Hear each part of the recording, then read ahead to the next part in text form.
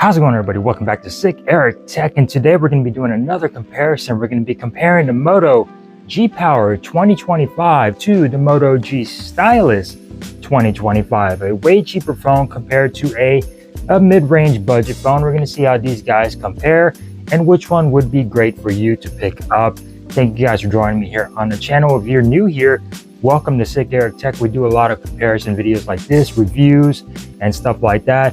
And if you like what you see here, go ahead and consider subscribing. It's that little subscribe button down there at the bottom, and I would really appreciate it. So let's jump down into it. The Moto G Stylus 2025 versus the Moto G Power 2025. Let's go.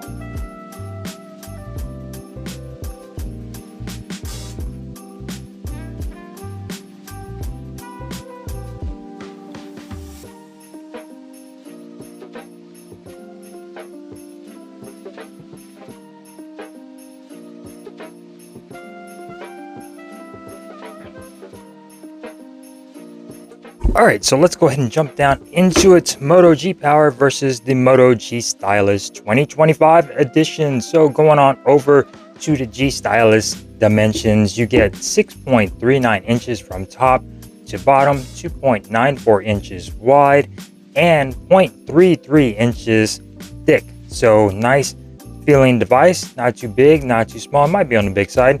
6.74 ounces is going to be the weight, and it is covered in Corning Gorilla Glass 3 with a eco leather backing. So very nice and comfortable to hold. I love the back on here with this vegan leather. Looks and feels fantastic.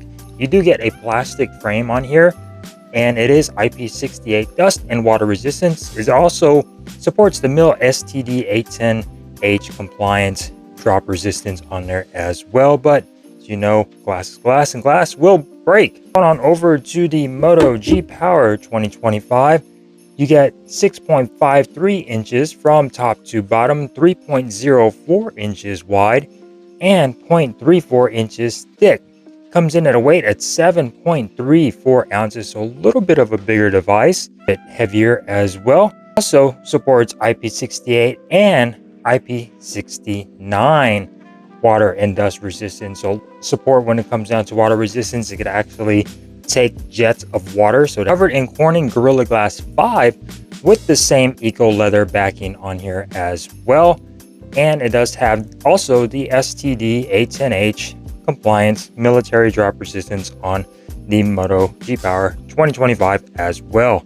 They're both going to be fantastic and durable, but I actually like the plastic bag and the eco leather backing. Both of these devices are very durable. I've had them and used them. A little bit of a wear around the edges around the camera, but not too bad. I usually don't use these with cases, and they've been holding up pretty well. I use no scratches on the displays or on the edges of the device. Going on over to the displays of these guys. So the G Stylus has a 6.7 inch AMOLED display, supports 1 billion colors, and has a refresh rate of 120 hertz, supports HDR, and gets to the peak brightness of 3000 nits.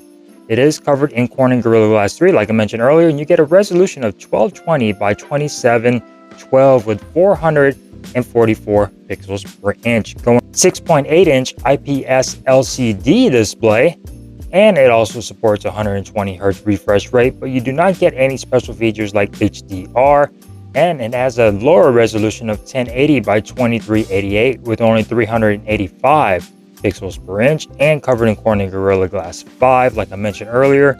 But both displays are actually really good. I prefer the one on the G Stylus just because it is an AMOLED, and I really do not like LCD displays. The bezels on the G Stylus are going to be a little bit smaller compared to the G Stylus, and especially when it comes down to that chin at the bottom, they're pretty much almost identical when it comes down to the actual display size, even though the phone and that chin makes it a little bit bigger.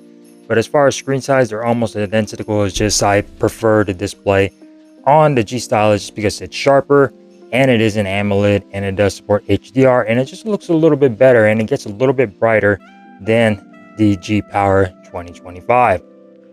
Going on over to the specs of these guys. So the Moto G Stylus is running Android 15, while over here on the G Power, it did get upgraded to Android 16, which is weirdly enough. The G Stylus has not been upgraded or updated to Android 16, so I'm still waiting on that update.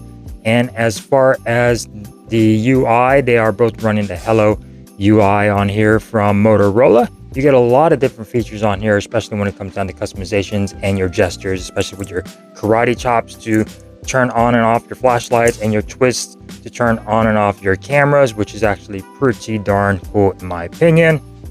Going on over to what they are running. So on the Stylus, you're running the Snapdragon 6th Gen 3 processor with the Adreno 710. You get 8 gigabytes of RAM, and you also do get that RAM boost on there to give you just a little bit more RAM if you want to do that as well. I have mine set to AI, and it seems to be doing just fine. When it comes down to the G Power, you're running the MediaTek Dimensity 6300 with the Mali G57 MC2 GPU. You also do get 8 gigabytes of RAM. The G Stylus over here has a higher storage of 256, while over here on the G Power, it is 128. Those are the models I have. And keep in mind that these are both T-Mobile variant devices. Both of these devices do have micro SD card support. So you do have them on the side over here. So that is absolutely fantastic. You can expand your storage further if you want to do so. And if you have a whole bunch of music or photos, you can switch between these two devices with that micro SD card support. So that is awesome news. And both of these devices do support SIMs and eSIMs as well. So that's fantastic news. Going on over to the cameras of these guys. So the Moto G Stylus has a 50 megapixel main sensor, does support optical image stabilization. You also do get a 13 megapixel ultra wide with a 120 degree field of view, and you can record up to 4K 30 frames per second on the G Stylus 2025. Your front facing camera is going to be a 32 megapixel front facing camera, and you can record up to 4K 30 frames per second as well, which is fantastic. Does support HDR. Going on over to the G Power 2025, you get a 50 megapixel main sensor with optical image stabilization. You get an 8 megapixel ultra wide with a field of view of 119 degrees, and it does support autofocus. Your front facing camera on the G Power is going to be a 16 megapixel front facing camera, but you could only record at 1080p 30 frames per second on the front and on the back. So the G Stylus is a little bit more versatile when it comes down to the cameras, and when it comes down to photos, both of these are actually pretty good for their price range. The G Power can spit out a little bit different colorations when it comes down to their photos. As you could see in some of these photos right here, some oranges look red on the G Power. So the G Stylus also does have a wider field of view when it comes down to the rear facing camera. But yeah, you'll be seeing some pictures on here. So let's go ahead and take a look at some photos taken by the G Stylus and the G Power.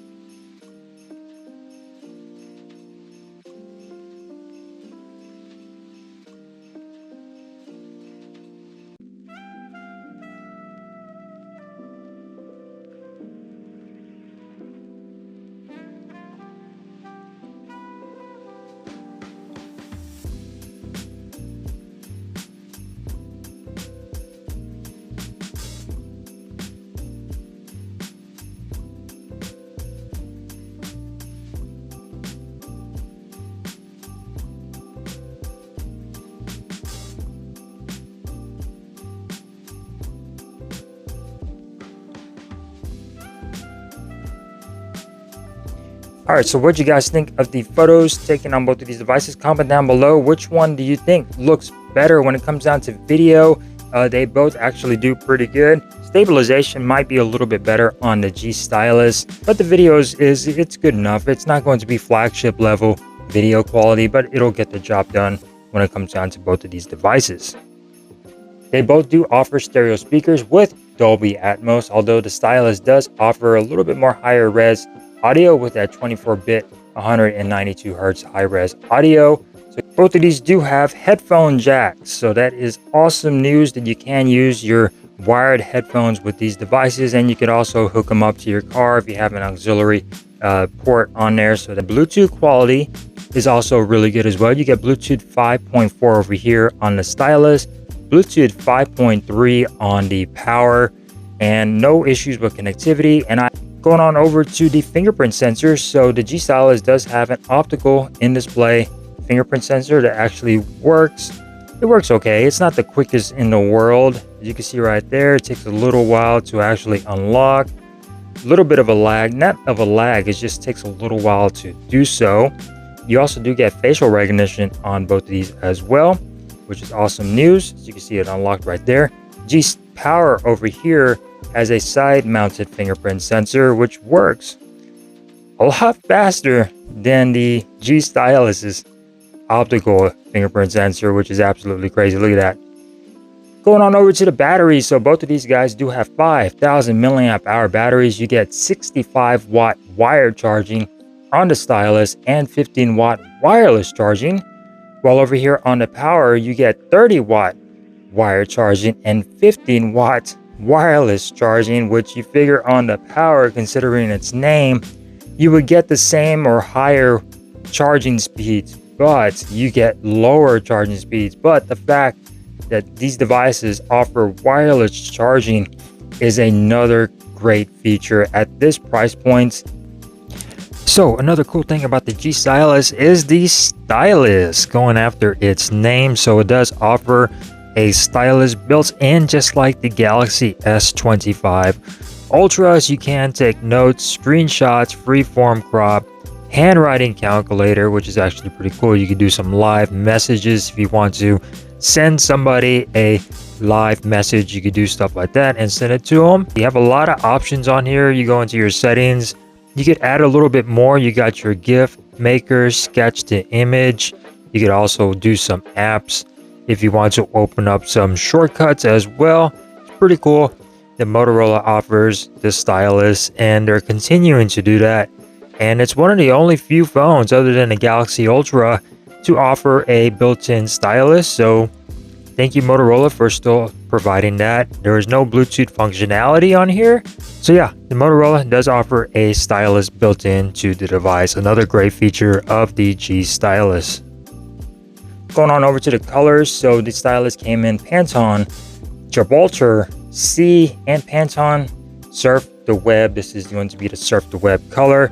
Over here on that Power, you did get a slate gray and a leaf green. This is going to be the slate gray.